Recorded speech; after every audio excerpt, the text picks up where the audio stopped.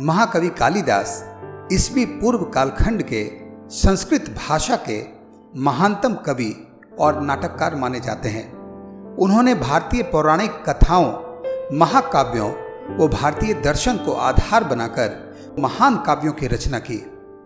अपने इन्हीं विशेषताओं के कारण महाकवि कालिदास भारतीय राष्ट्रीय चेतना को स्वर देने वाले महान कवि माने जाते हैं। कालिदास की रचना विश्व साहित्य में अपना स्थान रखती है। महाकवि कालिदास अपने रूप, रंग व शारीरिक बनावट में अत्यंत आकर्षक थे।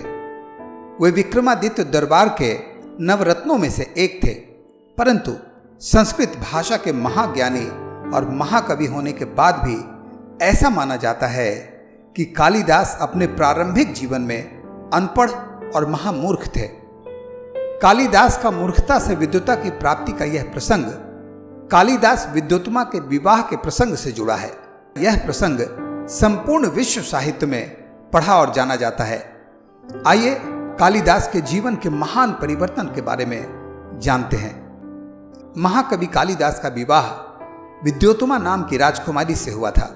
दरअसल विद्योत्तमा अत्यंत विद्वान और शास्त्रों की ज्ञाता थी, इसलिए उसने एक प्रतिज्ञा ले रखी थी कि जो कोई विद्वान उसे शास्त्रार्थ में हरा देगा वह उसी के साथ विवाह करेगी। इस क्रम में विद्योत्तमा ने विवाह के लिए पधारे हुए कई विद्वानों को परास्त किया, जिससे कुछ विद्वान क्रोधित होकर विद्योत्तमा से अपने अपमान का बदला लेने में जुट गए। उन लोगों ने यह निश्चय किया कि विद्योत्तमा का विवाह किसी महामूर्ख व्यक्ति से करा दिया जाए, जिससे उसके विद्वता का घमंड चूर चूर हो जाए।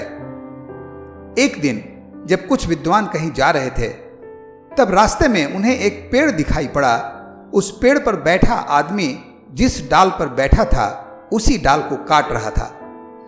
तब उन विद्वानों ने यह तय किया कि इस व्यक्ति से मूर्ख और कोई नहीं हो सकता।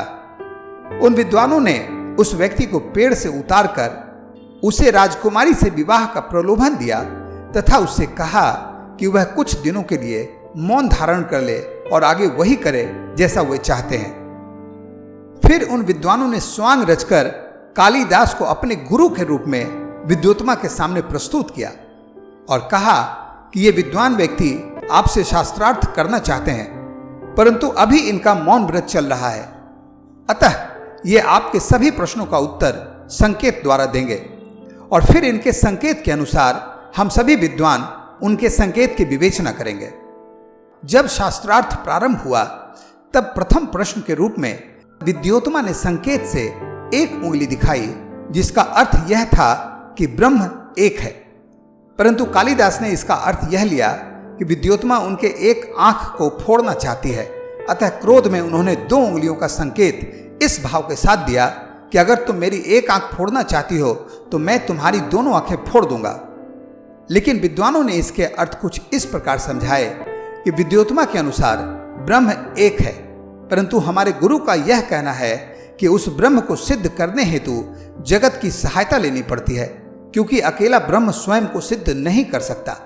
फिर विद्योत्तमा ने खुले हाथ से 5 उंगलियां दिखाई, जिसका अर्थ यह था कि तत्व 5 हैं। तब कालिदास ने यह समझकर कि विद्योत्तमा उन्हें थप्पड़ मारना चाहती है, उन्होंने घूंसा दिखाया कि अगर तू मुझे थप्पड़ मारेगी तो मैं तुझे घूंसे से मारूंगा।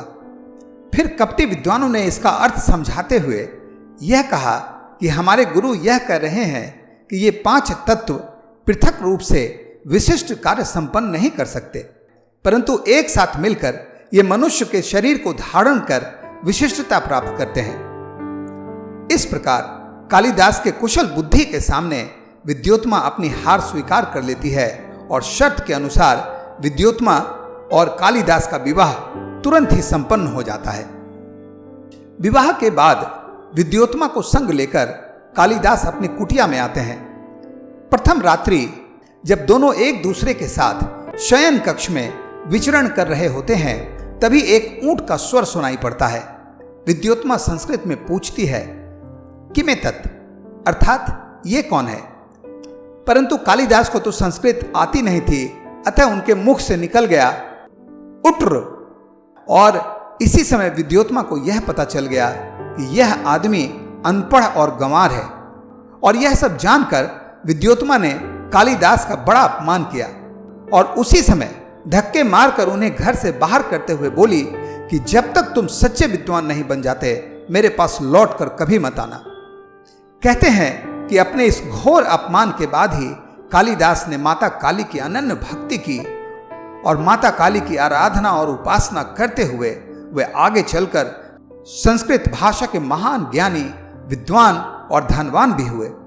कुछ विद्वानों का यह भी मत है कि कालिदास ने स्वयं अपना पथ प्रदर्शक गुरु अपनी पत्नी को ही माना था, इसलिए उन्होंने अपने काव्यों में भी अपनी पत्नी के नाम को अलग अलग तरह से अंकित भी किया है। धन्यवाद दोस्तों, अगर आपको महाकवि कालिदास की यह कहानी अच्छी लगी हो तो कृपया हमारे वीडियो को लाइक और शेयर करें, साथ ही हमारे चैनल को सब्सक्राइब करें ताकि इस तरह की अन्य कहानियां हम आपके सामने समय समय पर प्रस्तुत करते रहें। इसी प्रकार के रोचक और मनोरंजक कहानियों के साथ फिर उपस्थित होता हूं। तब तक के लिए धन्यवाद।